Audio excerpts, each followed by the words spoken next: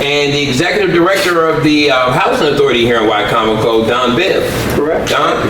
Pleasure. Thank you so much. Yes. Good to see you again. Yes. So, as a kid, I used to come by here, and I'll be honest with you, I didn't know this was the Housing Authority. I saw people sitting out there, but I thought it was more of a retirement village. So how long has the Housing Authority been here? Since 1969. Wow. Yeah. Wow. And originally, Riverside Homes was an elderly designated community, so that's probably why you thought it was a retirement home. Okay. Yeah. So, now, how much of Wycomico does this actually cover, or is it all of the county? The Housing Authority has properties in Salisbury, Fruitland, and Hebron. Okay. So we have a total of this newly renovated project. Riverside Homes has 75 units. We also have Mitchell Landing, which is 24. Then we have 90 single-family homes throughout the county. Wow. That's something new to me, because I didn't know that you actually did cover single-family homes, and actually not in the city, but more in just the county. It's quite spread out, trust me.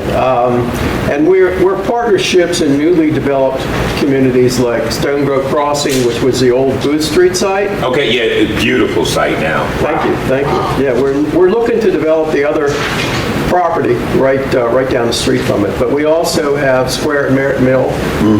So we're development partners with Penrose. On this particular project, we partnered with Green Street Housing here in Salisbury. Yes. And we're working with them on 2 other projects as well that have yet to be done. Actually, Salisbury Marketplace, which is down by the bridge, it just fenced off the section to start working on the lots. That'll be a nice mixed use with commercial use and apartments above. Now, what's the requirements or the qualifications for someone to be a part of the program through this? Well, we run 2 programs, actually 3 now. We have tax credit programs, which is run off of 60% of the HUD AMI for income. You have to be able to pass credit and criminal backgrounds to be eligible. Good. Riverside Homes here is a combination of tax credits and project-based vouchers. So everyone living here actually has a project-based voucher assigned to the unit they live in. And they have to be able to meet the 60% of the AMI and then 30% of adjusted household income as far as income to pay rent. Okay. So you said Mitchell Landing, so Pemberton Manor is not under the Housing Authority? Pemberton Manor is not part of the Housing Authority, no. Okay. And Mitchell Landing was an acquisition we did a year and a half ago when we began this process of renovating Riverside. It was a partnership project that the city of Salisbury had. It was under poor management, if I may say. Sure. We acquired it from the city and it became part of this portfolio. Now that you bring that up, I think I remember about a year or so ago when Mayor Taylor got involved with it, and I did hear that it was a little bit of poor management. So since y'all picked it up, it's like been renovated. Yeah. It's beautiful. Between Riverside and Mitchell Landing, I think we probably spent somewhere to the tune of $27, $28 million in renovation. Now that money comes from where? It's a combination of tax credits that are awarded as part of low-income housing tax credits, and then obviously we have investors that buy those credits, which produces equity that goes into the project to cover some of the debt service. So, thank you. Now, you said HUD. I think I heard HUD. So that means there's some connection you have with the Secretary of, I think, HUD allows us to use project-based voucher funding as a source of leveraging rental assistance, if you will, to the households. But they have to be, and I emphasize this word, everyone has believed for a long period of time that public housing and Section 8 become an entitlement program. It's not. It's an eligibility program. So you have to be eligible, meet the criteria to be able to get the assistance. Thank you. Thank you. Now, you say you are still expanding? We're looking to do 2 more projects with Green Street Housing this year. Salisbury Market will add 9 more units of affordable housing to the market. And then we're working with the county and trying to decide whether we're going to get 30 or 50 new units on the old Booth Street site that's still vacant right out there. Okay, and that would be, that's county? That's county. Interesting. Wow. You know, we all know that there is a housing crisis everywhere, and affordability has definitely been on the radar. I know the city especially. Now, you know, with the crisis going on now, if a person is homeless, what can they do? You know, that's a big challenge. Homeless, Yes. Because there's a broad spectrum of need and assistance for homeless folks. And we're just having a conversation about that today.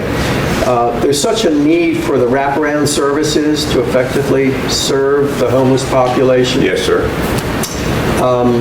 I think every state in this country is trying to figure out a solution of how do we address it properly. And it's going to require a great deal of partnerships between local government, local organizations, and of course the service providers that can assist folks that are chronic homelessness. Yeah, because we do know it's not always the fact that they don't have a house. Sometimes it's a mental challenge, and you know, wow. So Mark, what do you do with this? Well, thanks for asking. When we say that, I've been on this board for about almost 20 years now. Yeah. Wow. When it was the original Booth Street.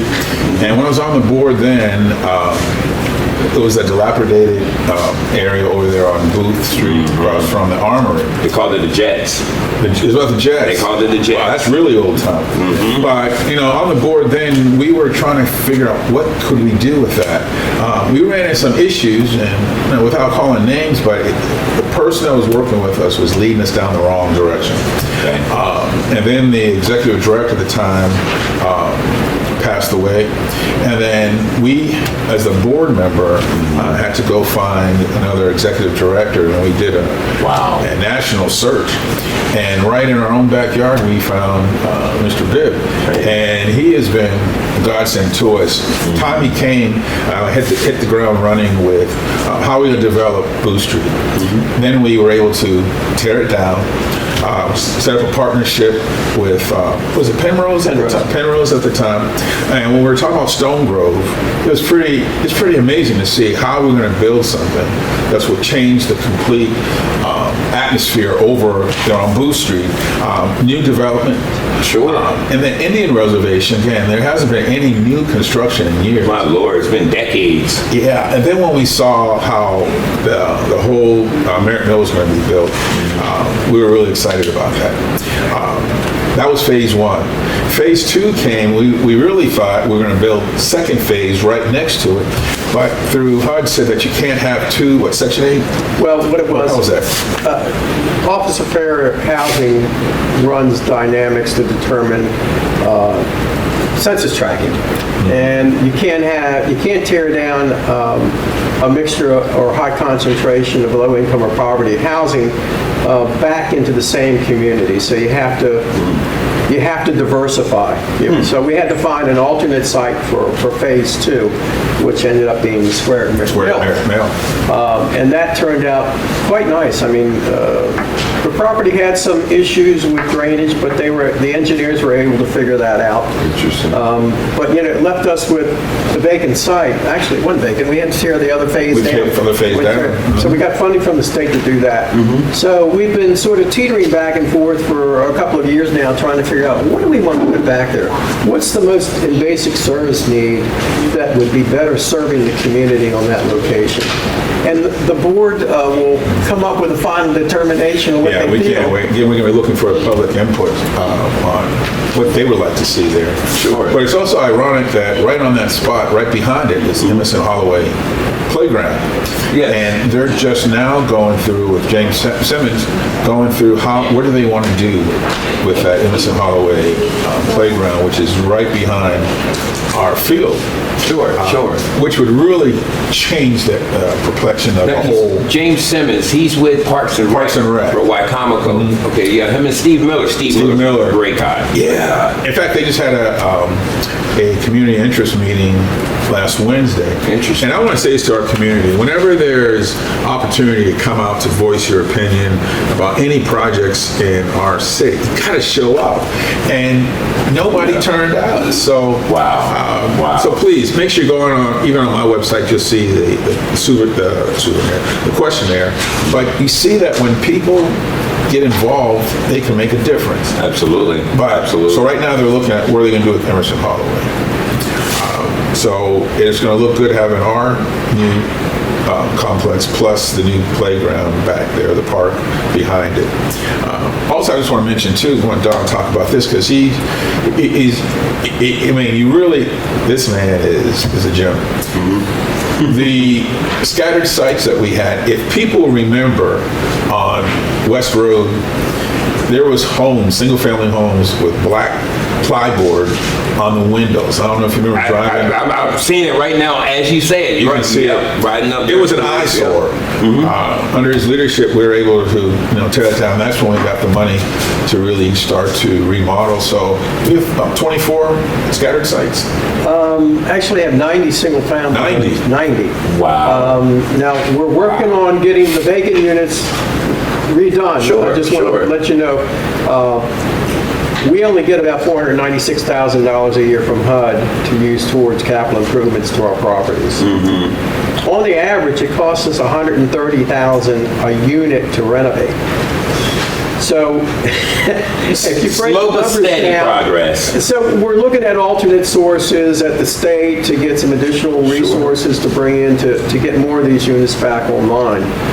I know, listen, I also have a dynamic responsibility of being the executive director for the Housing Commission of Talbot County.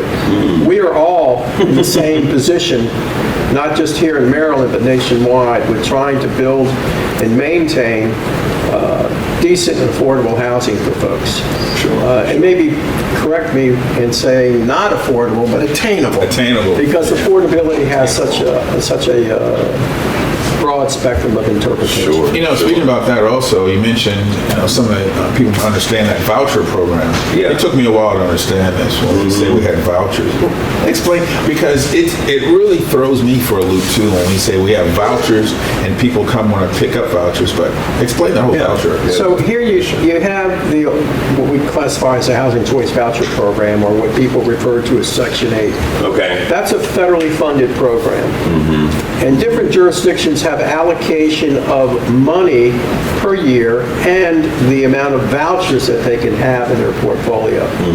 Unfortunately, because we don't get funded enough money, and the increase in the market rate rents that we have to deal with under the program limit our ability to be fully issued with all of the vouchers. So we have budget authority, and then we end up having a full extent of our annual budget authority and only maybe 2/3 of the vouchers because of the cost of rent, which affects people and their ability to rent. I mean, the average 3-bedroom apartment here in Salisbury is probably $2,200-$2,300 a month. Easily.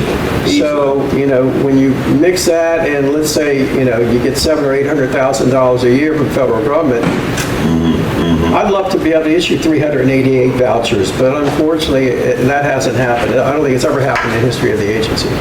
Let me ask you this, Don. The HUD secretary, isn't he the former mayor here in Salisbury? Well, the state secretary, Jake Day, is the secretary for Maryland Department of Housing and Community Development. Does he visit the site? Oh, yeah. That's what I was saying. So we have an extra, since he's from here, he understands the struggle a little bit more. Secretary Day has been quite good, and maybe that's a mild term, to assisting us in our endeavors with the tax credits for this project and for Square at Merritt Mill. Wow. But Secretary Day is a godsend to the state of Maryland, trust me. Sure. Yes. Now, and I've been over there to Merritt Mill, and those are some really nice units there. How many is it? I want to say 82. 75. 75. Now, it's an interesting point you just made when you said it looks really nice. I think people, they get under the misconception that people that receive HUD funding live in Section 8 homes. It's not good housing. Yeah, really, they think But it's we run down. make sure an effort with the scattered site project, even right here where we're filming this at Sure. Riverside, we spend a lot of money to make this look excellent. And just because someone's on Section 8 or getting a voucher doesn't mean that you have to have substandard living environment. So Exactly. the place that we have, people drive by and it looks like any apartment You building. have no idea that it's Section 8 unless you know the person there and they say, yeah, I'm getting, assistance. And I thank you, Mark, for saying that, because you're right. The stereotype is that Section 8 housing is going to have roaches everywhere, it's going to be paint chipping, but no, these places are actually not just livable, but presentable while being livable, if that makes sense. Well, it makes a lot of sense, and we debate this all the time, is when people move into a new apartment, one of our homes, that we almost have to go through training on how to keep it up and maintain. But Really? they have rules and regulations. No smoking. Can't have guests spend the night more than 14 nights. 14 nights a year. So it's not a hangout site for people. So then there's the restrictions that's put on.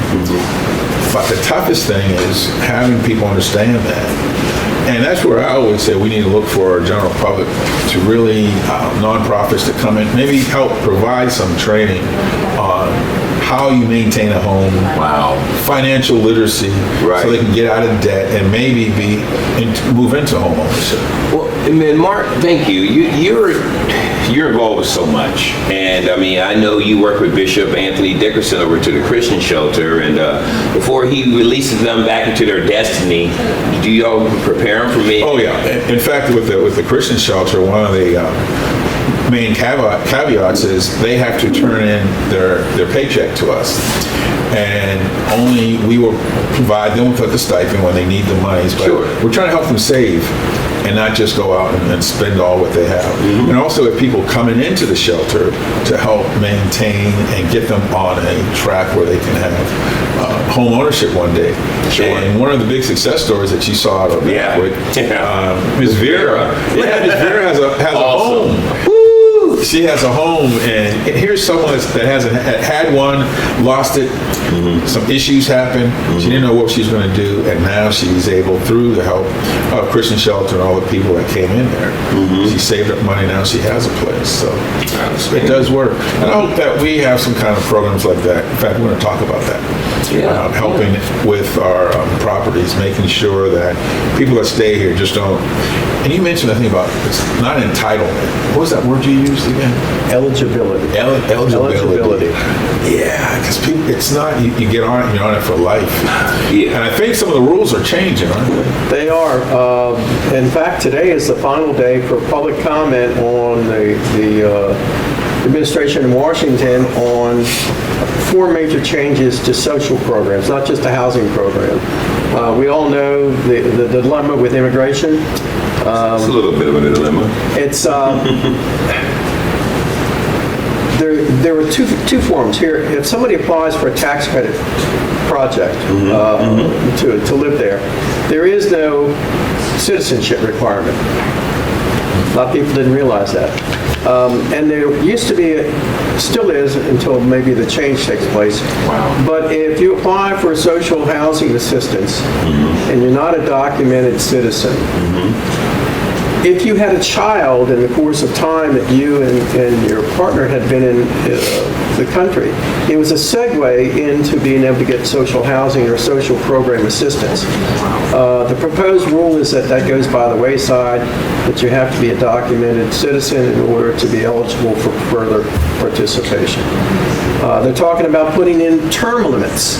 Now, for us in the housing industry, back in 1997, Yes. I think it was the Clinton administration, they were proposing term limits to social programs such as food stamps, public assistance.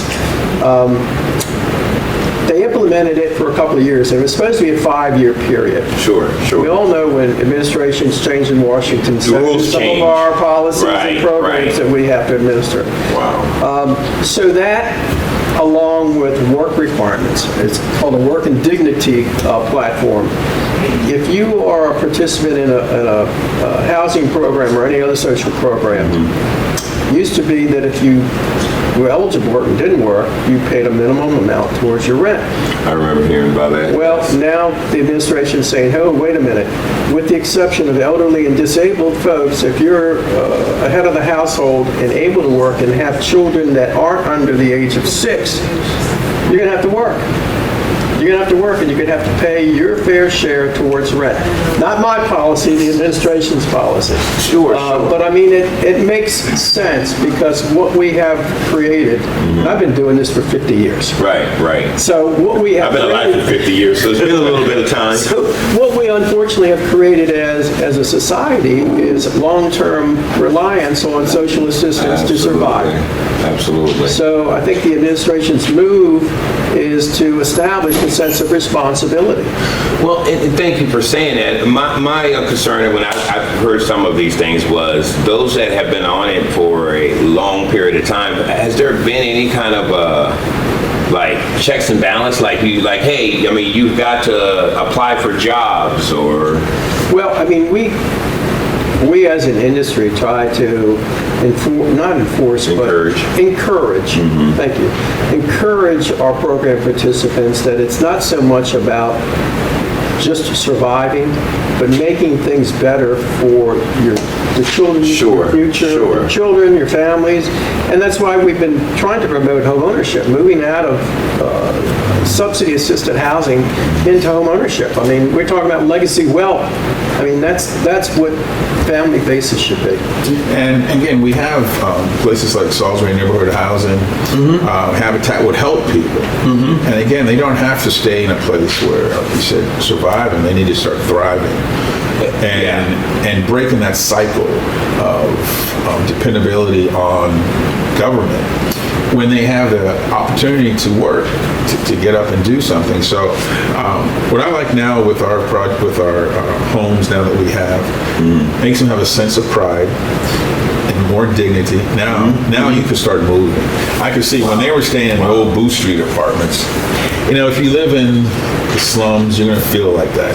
Yeah. Now they have a sense of pride because it's a good neighborhood. So we've been doing a lot of different things trying to get our people that are living there to move them on around. Next step. And you know, another thing, thank you for saying that. Another thing I've noticed that when people get comfortable, then they allow other people to live off of it, and that just causes more pressure for y'all, more pressure on your actual building. And here's another question I have is, if they're not moving forward, what about all the other people that are on that list behind them that really need a hand up, not a hand out? We talk about that every meeting that we have about the wait list.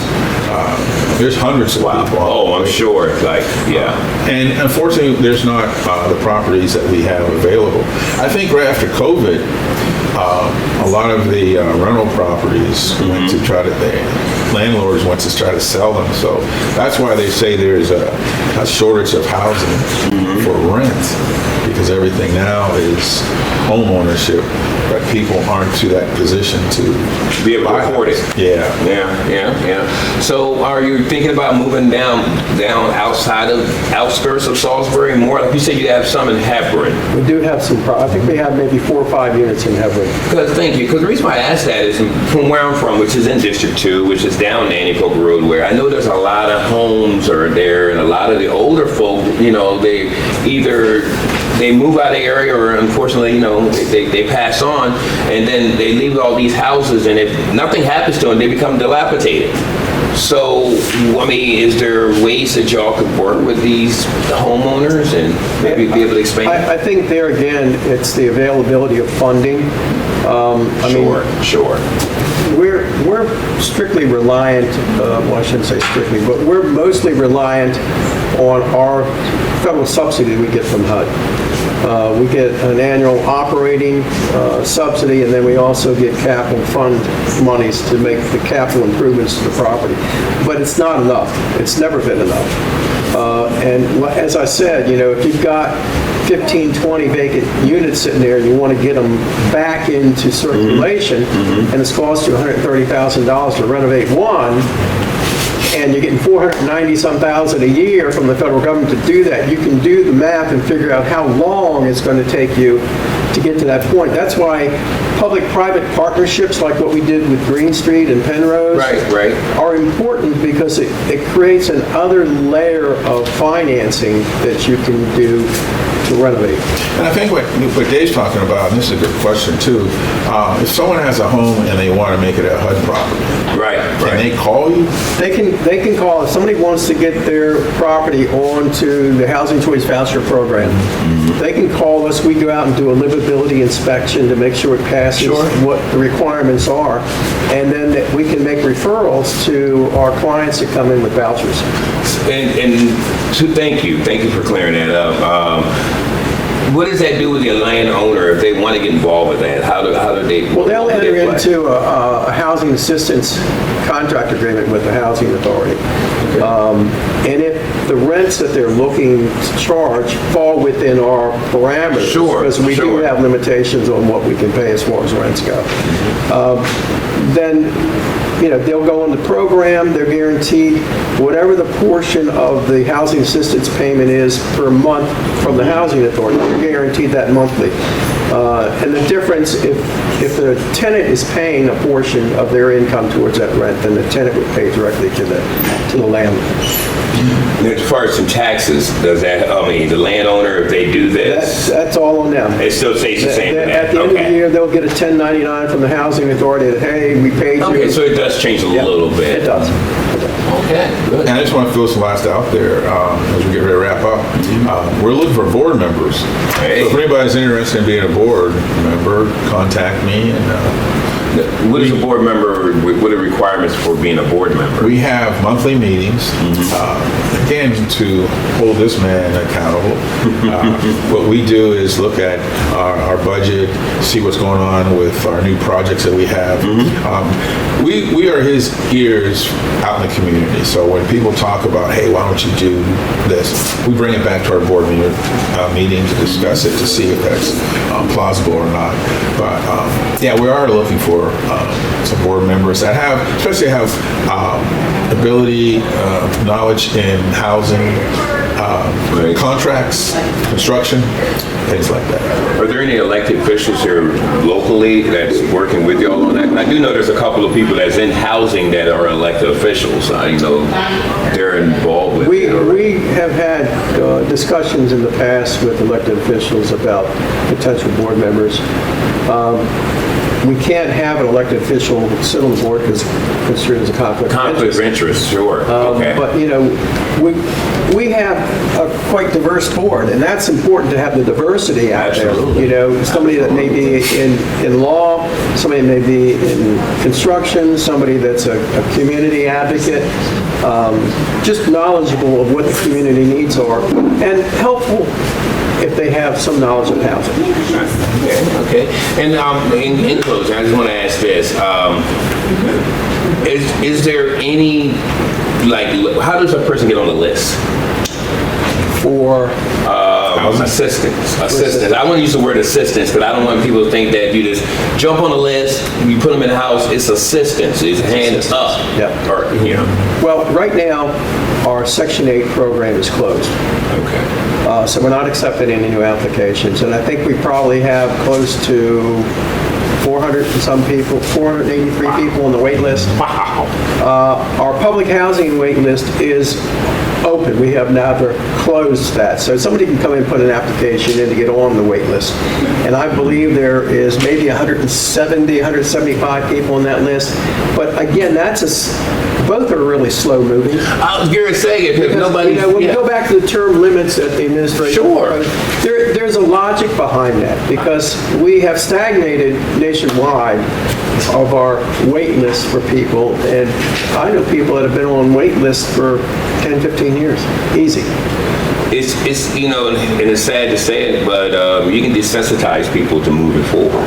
If you always give them a easy way out, you know, and again, I'm just going to say, with that, in my opinion, term limits one, that's what actually, and I'm thinking that term limits would not mean that they're just totally disqualified. It means after a while they have to be reevaluated. Correct. And again, HUD is going to give the direction to the housing agencies nationwide. You can create your own term limits if you want. It depends. You look at your wait list and figure out how long of a wait people have. I like that. And again, I want to emphasize that the folks that would be excluded from that term limit would be elderly and disabled. Yeah. And understandably, okay? Now, that does include, like, when you're saying and disabled, so let's say there's a disabled person that needs someone with them round the clock. So does that mean that they could have a carekeeper? You can. You can put a request in for a care provider. You need it 24 hours, and it would be just a documentation of medical need from a doctor. Okay. And it's what we call reasonable accommodation. Sounds good to me. Okay, is there anything else you would like to share with us? 'Cause this is really interesting. I would love to actually come back over here and talk more on this too. We would love, I think, let's get through the month of May and determine where this final rule is going to fall out. And Right, we definitely. can probably have some better discussion on what is coming out of Washington that's going to be driving the mission for the authority over the next couple of years. And hopefully between now and then also we'll hear something from the county on trying to get that other property moving That over other on property. Blue And we've Street. been working with them, so, you know. They're open to us, yeah. And then we'll open it up to public comments. Again, like I said, please make sure you come to these public comment sessions. Give us your idea of what you want to see over there on that Mineola Blue Street property. And I know I said we about to close up, but let me ask you this. Since this is a state, you get funding from the state, right? Has any of our delegates, any of our senators, anybody that's elected that represent up there in Annapolis actually came and said, hey, you know? Let's put it this way. Without us applying specifically to the state for funding, we don't get it on an annual basis. When we submit our applications for these public-private partnership projects, then the state will infuse money into the deal. But as a matter of daily operation, we don't get money from the state of Maryland. We only get it from the federal government because this is a federal operation. So that's why I'm saying we get operational subsidy and we get capital fund monies towards the capital improvements to the property. So most of your help comes from federal. Yes. Okay. But the state's been good to us when we've requested money. Sure. I would love to see them be a little bit better with y'all. Well, I've had some. I'll say that. I think our conversations with Secretary Day and his staff recently on the need for more money for the scattered sites has been very encouraging. Very encouraging. You're real good with words, by the way. I'll let you know that. Well, Don, thank you again for sitting down with me. My pleasure. Thank you. I'm looking Come back forward. again. Absolutely. Maybe after May, after everything. After May, yes. Mark, it seems like I see you everywhere. If it ain't Adopt a Block we're talking about, it's a Christian shelter, now the Housing Authority. What other board? Oh, excuse me, PAC 14. PAC 14. What other board do you sit on? I haven't thought of any right now, but I'm going to come back and tell you the new move we're having with Adopt a Block. Would you like to say that before we... Coming in September, it's going to be the Church at Benny. Yes. It's not going to be the traditional type of church. It's going to be more of an outreach type style. I'm very fortunate to be the pastor of that outreach for Church at Benny, but I still encourage everybody to come to 818 Benny Street for food. Go on our website to set up an appointment to come in and get food. Sure. But the Church at Benny is going to be spectacular. Again, we want to do something that's different, that really reaches non-church members. Mm-hmm. I'm not trying to steal other members from other churches. We want the unchurched, unsaved. I don't think you can steal... Well, the church is actually God's house, so you can't steal... Can't steal them. Oh, that's right. Thank you. You know, so yeah, when is that launch? Because we would love to come over there. We're looking about September. We're going to have a lot of interest meetings during the month of June and July. I'm already talked to my brother Eddie Long, not Eddie Long.